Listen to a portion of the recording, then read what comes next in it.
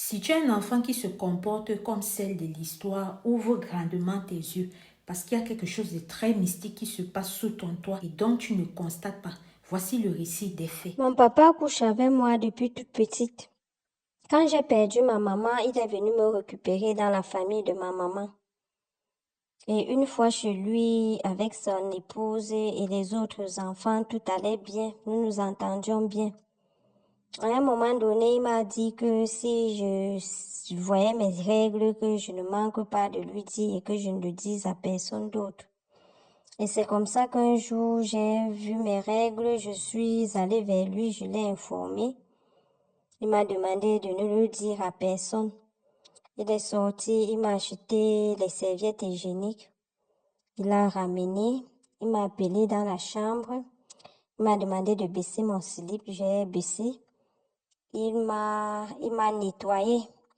Il m'a rasé, il a tout fait et puis il a mis la serviette hygiénique. Et il m'a dit que dès que ça finit, dès que j'aurai fini de saigner, que je lui dise. Et quand j'ai fini de saigner, il est venu, il a pris une feuille et un stylo. Il a calculé, il m'a dit que je ne devrais plus m'approcher des hommes parce que au stade où je suis là, si un homme s'approchait près de moi, je tomberais enceinte et qu'il serait mieux pour moi de rester comme ça. Et c'est comme ça qu'un jour, dans la nuit, il est entré dans ma chambre. Il a commencé à me caresser. Quand j'ai voulu crier et tout, il m'a demandé de rester calme, que c'était lui, que je n'ai pas peur, qu'il m'aime bien et qu'il ne me fera pas de mal si j'accepte juste faire ce qu'il veut. Et c'est comme ça que je me suis laissée faire. Il est avec moi et tout le temps, il venait tout comme ça dans ma chambre, tard dans la nuit, il était avec moi. Et c'est comme ça qu'il me faisait des petits cadeaux tout le temps. Et quand il amenait ça à la maison, ma marâtre voyait ça. Et elle était même par moments un peu jalouse. Elle lui disait tout le temps, ce n'est pas ton seul enfant. Malgré que ce qu'il m'achetait, il achetait aussi aux autres. Mais elle était un peu très dure avec moi. Et quand il voyait ça, il a commencé à m'inviter hors de la maison. Et tout le temps, j'allais le rencontrer hors de la maison. Et c'est comme ça qu'il avait moi tout le temps. À un moment donné, quand il me donnait même rendez-vous, que nous allons nous voir en soirée, que je sorte, j'aille l'attendre à tel endroit, je n'allais pas. Et quand je n'allais pas, quand il revenait me retrouver à la maison, il me menaçait. Et quand il me menaçait comme ça, ma marâtre se joignait à lui. Et tous les deux me menaçaient. Jusqu'à ce que j'accepte encore ressortir avec lui. Et je le faisais comme ça tout le temps. Parfois, il m'amenait dans les clubs dancing où les jeunes dansent et tout. Il m'amenait là-bas. Je voyais comment les femmes dansaient. Il me demandait ce que je ressens en moi quand je vois ça. Je ne répondais pas. Je ne lui disais rien. Et une fois qu'on finissait de voir ça, il me ramenait soit à l'auberge pour être avec moi. Et c'est comme ça qu'il faisait tout le temps. Et quand je refusais, il insistait et ça faisait que j'étais tellement renfermée sur moi. Je ne parlais pas au milieu des gens. Je restais toujours isolée, un peu seule. Et par moments comme ça, quand ma marâtre voyage et que nous sommes seuls à la maison, juste avec mes sœurs et frères, il me montrait des vidéos après que ceux-là sont déjà partis se coucher. Il m'appelait au salon, il me présentait des vidéos où les femmes et les hommes sont ensemble. Il me demandait de regarder, il me flattait et tout. Et c'est comme ça qu'il a toujours de moi. Jusqu'à un jour, quand la sœur de ma mère est venue me rendre visite. Au moment de partir, je l'ai informée, je l'ai dit que mon papa avait moi. Et elle était dépassée. Elle est rentrée, elle a dit aussi cela à mes oncles. Ceux-là ont décidé de venir à la maison le confronter. Quand ils sont arrivés, ils ont dit cela à mon papa que comment se fait-il que tu avais ta propre fille? Est-ce que c'est normal? Il a nié il ne m'a jamais touché. Où est-ce que je sors ces histoires? Que si je continue comme ça, vraiment que j'aille avec eux parce que ce n'est pas possible tout ce que je dis. Et quand j'ai donc dit à mes oncles que c'était mieux que j'aille avec eux, vu sa façon de nier, mes oncles m'ont dit de rester parce que eux, ils ne me croyaient pas. Et parce que eux aussi fuyaient ma charge. Vu que personne d'entre eux ne voulait me prendre en charge, ils ont préféré me laisser à mon papa qui m'utilisait comme il voulait. Et après que mes oncles sont partis, ça a commencé à être dur pour moi dans la maison, puisque même ma marâtre m'insultait avec ça tout le temps, que comment je peux aller mentir comme ça sur le nom de mon père. Lui qui a quand même eu le cœur de me récupérer après le décès de ma maman. Ça, c'est le merci que je puisse lui donner. Que pourquoi est-ce que je mens comme ça? Que je montre ces hommes, que je ne vienne pas dire que c'est mon père qui est avec moi. Et tellement j'ai été menacée dans cette maison qu'un jour j'ai décidé de fuir la maison. Je suis allée chez une amie. Je lui ai expliqué ce que je vivais avec mon père. Elle a décidé de m'héberger. Et depuis que je suis là, c'est vrai que je me bats comme je peux, mais c'est pas facile pour moi. Je vis un traumatisme depuis ce moment-là. Par moments même, je n'ai envie de rien faire. Je n'ai envie de rien faire. Certaines personnes se disent que c'est la paresse, mais c'est parce que je me sens pas à l'aise. Je me sens inutile. Mais avec un peu plus de force, j'ai trouvé un petit travail et j'ai cherché une chambre quelque part. Je suis allée m'installer. Mais sauf que, à peine quelque temps, mon papa a fait un grave accident et il a perdu son travail. Et même la marâtre qui était son épouse, avec qui ils étaient, l'a quitté. Il est resté encore avec les enfants là pour quelque temps. Et quand ma marâtre, sa situation s'est améliorée là où elle est partie, elle est venue chercher ses enfants. De peur que mon papa a aussi de ses enfants. Parce que d'après ceux qui m'ont informé, ils m'ont dit que quand elle venait chercher ses enfants, mon papa refusait.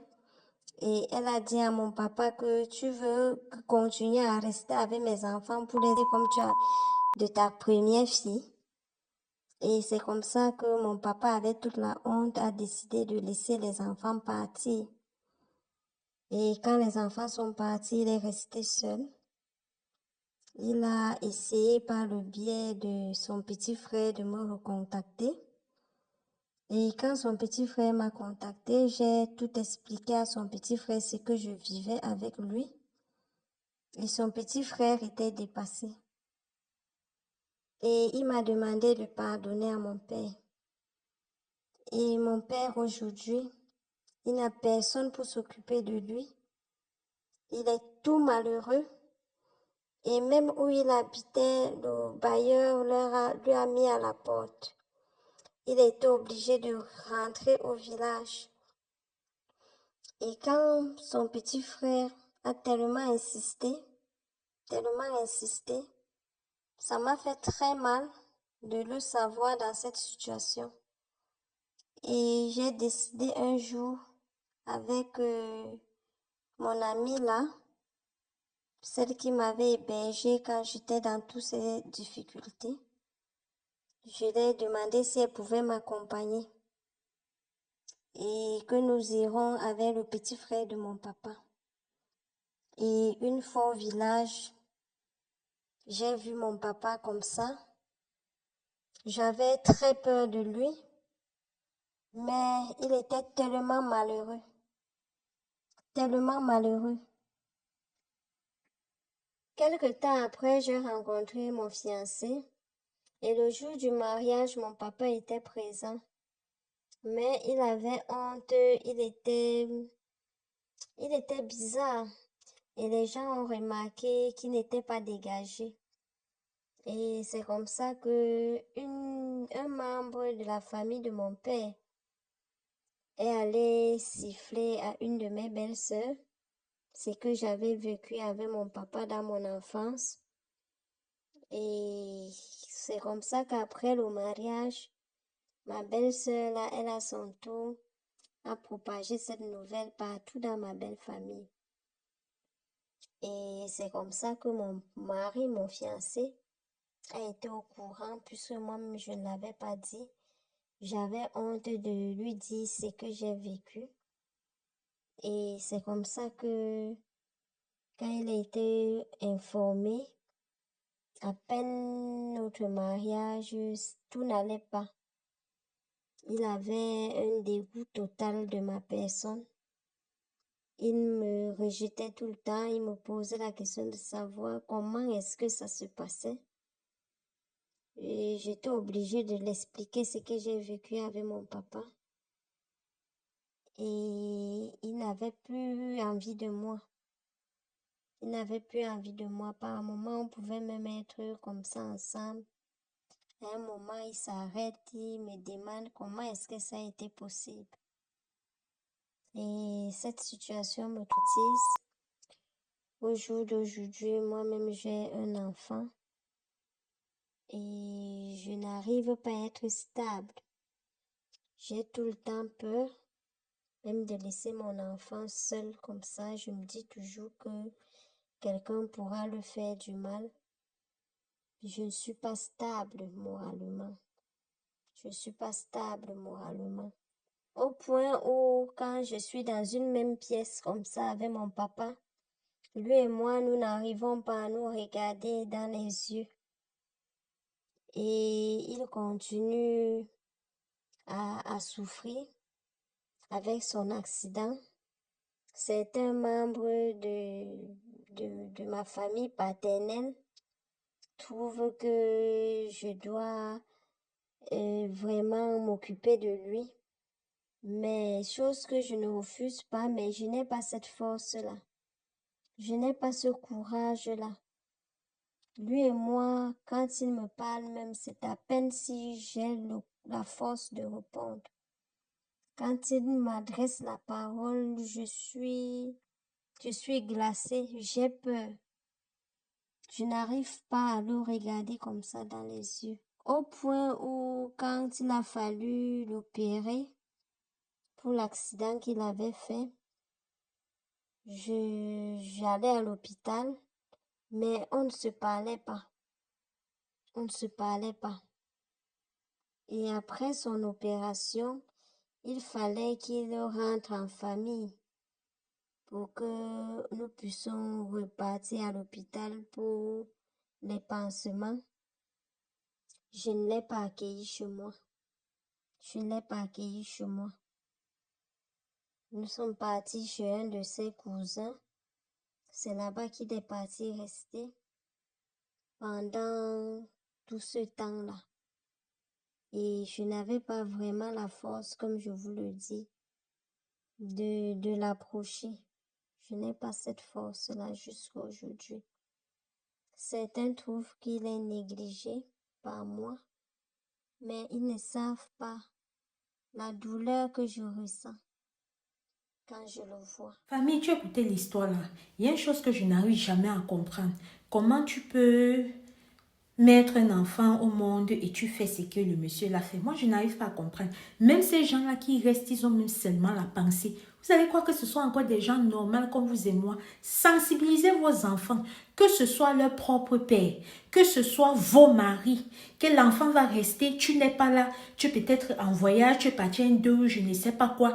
Il va se lever au milieu de la nuit, genre 22h, 23h, minuit pour certains, venir trouver l'enfant dans sa chambre et dire que viens dormir avec moi. C'est toi la mère, c'est toi sa femme. Pourquoi seulement toi? Pourquoi il ne demande pas à ses propres enfants? Faites attention, hein.